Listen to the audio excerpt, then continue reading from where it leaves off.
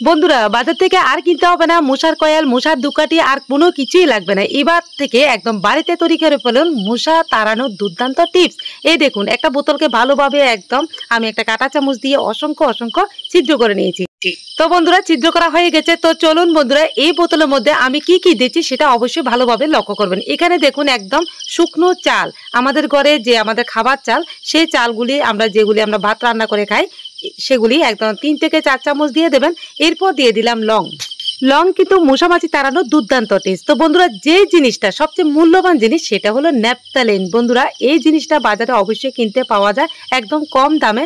আপনারা কিন্তু এক প্যাকেট সেখানে 3 থেকে 4টাও দিতে পারেন, 5 থেকে 6টা দিলে আরও বেশি ভালো হবে। তো চলুন বন্ধুরা দেখুন সবগুলি একসাথে একদম ভালোভাবে ঢুকিয়ে মুখটা বন্ধ করে বোতলের এই সব জায়গায় যেখানে মশা মাছি একদম উপদ্রব সবচেয়ে বেশি সেখানে দিয়ে দেবেন। দেখবেন মশা মাছি আপনার বাড়ি থেকে পালিয়ে যেতে